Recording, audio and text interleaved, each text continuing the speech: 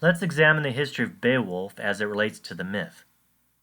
A good way to approach a reading of Beowulf is to recognize the two layers in its storytelling.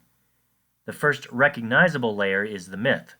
This is where the monsters, magic, and heroic elements are put together in order to make a very exciting, if somewhat horrific, adventure.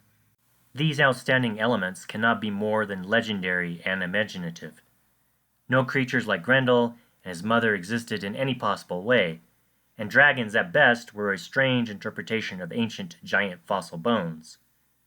The novelist Michael Crichton reimagined the story for his book, Eaters of the Dead, that became the movie The 13th Warrior. As the last surviving tribe of Neanderthals attacks an early Dark Age fort.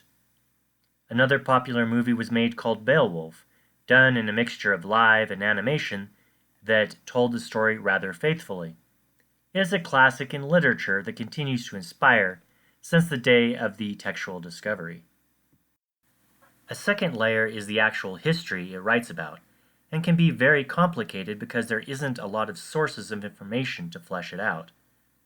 There's enough corroborating evidence to know for certain that most of the people, places, and the less magical events really did happen. When that history is studied, it becomes easier to get into the story and imagine what kind of lives the characters might have. Of course, like almost all ancient stories, it is focused on the elites and royalty of their society. Considering how mundane life can be for peasant classes, working the land unless called to fight by the lords, it should not be surprising that has always been the focus of writers. Not to mention, the nobility and families were probably the only ones who could read and write to create an audience. Beowulf the text was written at about 1000 AD, although the exact time of composition is in dispute. The author, like so many Old English writings, is an anonymous Anglo-Saxon poet who didn't even give the story a name. It was given the name of Beowulf by others because of his heroic position throughout the manuscript. The lengthy poem is part of the Noel Codex that contains at least 4 other different literary works. Sadly, as the one and only original copy, in 1731 the Noel Codex was almost lost to history, but still got damaged. The aptly named Ashburnham House next to the Cotton Library in England set fire, and the manuscript was saved only by someone who threw it out of the window. Edges of the manuscript, including some of the words, were burned to the point that they can only be read with technological advancements. Currently, it is located at the British Library. The story takes place in Scandinavia between 500 and 600 AD, mainly in what is now modern-day Sweden and Denmark, with major events mentioned happening in France. Of course, the story is set before any of those modern countries as currently we have existed. The groups mentioned include the northern Swedes, with the Geats below them, the Danes south across the waters, and another enemy, the Frisians or Franks, southernmost. It must be mentioned that the writing itself was done by Germanic Anglo-Saxons who were transplanted from those areas. They were most likely trying to keep a memoriam of their heritage before they had migrated to the island nation. How the Anglo-Saxons got to England is tied to the history of Rome and its downfall. During the time of Julius Caesar, in around 55 BC, the future Roman ruler fought the Gauls and any other group beyond Roman territory. He extended Roman boundaries to parts of Germany, France, and other areas considered filled with wild barbarians. He also tried to cross into Britain and make that another Roman territory, but was not successful. By the time he became ruler, and ultimately was famously assassinated, Britain for the great empire was mostly a place of exploration. There were no permanently settled Roman colonies. Most of those who did arrive at that time were Roman soldiers who went back and forth between Britain and the empire. They wanted to civilize the world according to their own ideals. As can be imagined, part of the reason it took so long for Romans to inhabit the island is how fiercely protective the native population was to keeping the land. The groups known as Picts and Celts, along with many other tribes, constantly fought and raided the Roman interlopers. They were not completely successful in pushing them back, because by 43 AD, permanent Roman settlements were eventually founded. Several years later, in 122 AD, Emperor Hadrian ordered the start of the famous wall built by him. To this day, it stands as a reminder of a chaotic and influential time in history when less advanced civilization held back a more advanced one. Now, by the time of the wall, things weren't going smoothly for the Roman Empire. It started to lose territory to Gauls and other northern boundary enemies. Rome had slowly lost its power and riches to finance wars of expansion in the hopes of gaining more power and riches. The military filled with those they conquered had more mercenaries, and the generals took more chances in the hopes of gaining notoriety. Those generals often fought each other in civil wars in order to try and gain the emperorship of the Roman Empire. Of course, war was the easiest way to do that. Eventually, what ended up happening to Rome became known as the Gothic invasion. There were at least 3 important invasions, with the last one finishing off the Roman Empire for good.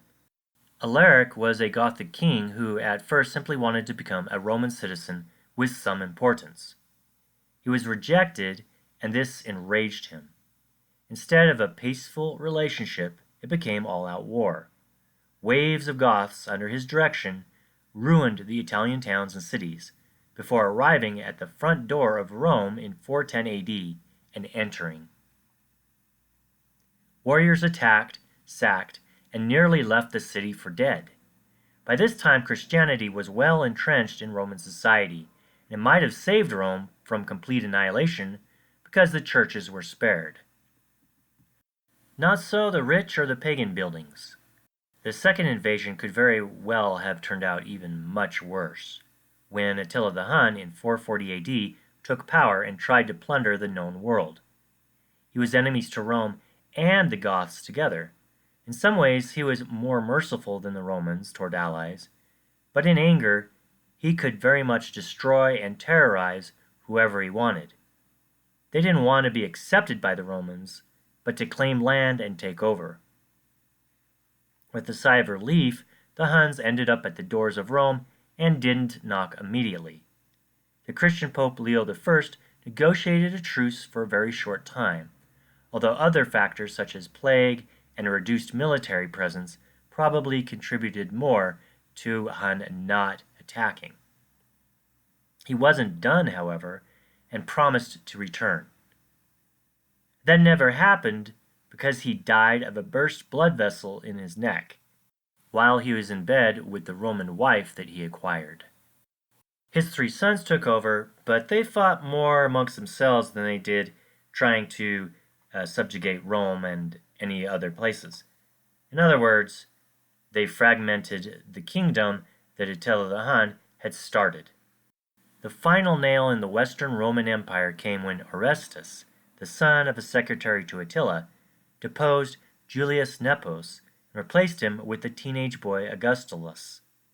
The name Augustulus means small because of his young age.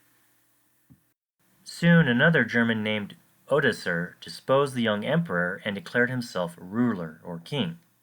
He sent the traditional royal regalia of Western Rome to Eastern Rome, which by that time had become Byzantium. Effectively, that opens up a new history. Beowulf is part of that new history, taking place a mere 100 years after the official fall of Rome. It represents the start of what has been termed the Dark Ages, when much knowledge was lost for a time. The story can be read from the viewpoint of Europe's transformation from pagan to Christian. The manuscript writers were Christianized much like Rome had become. Missionaries and politics converted the Britons. The Geats in the story were a powerful tribe on the southern part of Sweden. They might have been referenced by Old Norse literature as Gotor, or the people of the Goitaland, and were described as a strong, although warmongering nation. By the 10th century, the Geats no longer existed, and no one knows exactly what happened. Most likely, they were probably defeated and then absorbed by the northern Swedish neighbors. Both the Geats and the Anglo-Saxon writers should not be confused with the Vikings, although they have some similarities. The Geats came before the Vikings, and the Anglo-Saxons broke off from Scandinavia when immigrating to Britain. The Vikings were doing more than plundering the neighbors. They were attacking former related tribes before they themselves became Christian and settled down, after more than 300 years of terrorizing and plundering. Hrothgar, the Danish king that's mentioned in Beowulf, might be the most prominent name in the poem, but the Geats king Hygelac is the most well known from historical records. An historian, Gregory of Tours, from the Middle Ages, mentions a king by the name of Cochilaicus, who is most likely Hygelac, who tried in 516 AD to raid Frisia. It was a very unsuccessful raid, and Hygelac ended up getting killed. The Geats raiders were discovered and lost the ensuing battle with the large Frank military force. In the confusion of the defeat, Geats rushed back to the shore to try and make it home, but they never did. King Hygelac's body was later found and exhibited by the Franks as a war trophy. This is just one example of the many names and events in Beowulf that are attested to with independent poems, annals, and manuscripts. Archaeological discoveries have shed light on the Beowulf history and culture as well. In 1939, at Sutton Hoo, England, an earth mound was dug into and the imprint of a large ship was found. Nails were lined up in rows where ship planks would have been, although the wood has long since decayed, leaving only the impression of the ship's outline. Besides finding a ship underneath the soil, it was filled with over 250 Anglo-Saxon artifacts of priceless value. Among the plunder were coins, weapons, and silver eating utensils. The most distinguished object was a decorated mask that has since become symbolic of the Beowulf character and of England. Warring masks are described in the poem like what was found in the discovery. Because of this, it has been proposed that the poem was written somewhere within or near this area. The second archaeological discovery is of what is considered Dane King Hrothgar's mead hall. Post holes of very large buildings were uncovered in the small Danish town of Lagre of mostly Viking settlements. Now, at least one of the buildings is of the time period that Beowulf takes place. It has also been associated both by history and legend as the home of the Scylding family dynasty. Now, these buildings would have been where kings and their nobles would have gathered, eaten a large meal, sang songs, talked about the most recent political information, and get ready for any kind of battles that are coming up. Other smaller buildings were found around them, which would have been used for making weapons or pottery or other objects for mercantile. The story of Beowulf is more than a fanciful legend. It allows the readers a look into an historical period that is not well known and nearly forgotten. At the same time, history illuminates the place of Beowulf in both English and European culture. Consider: how can legends and myth help us understand the past, or how does it conceal it? What can Beowulf mean to a modern reader? What can historical information do to make a story come to life?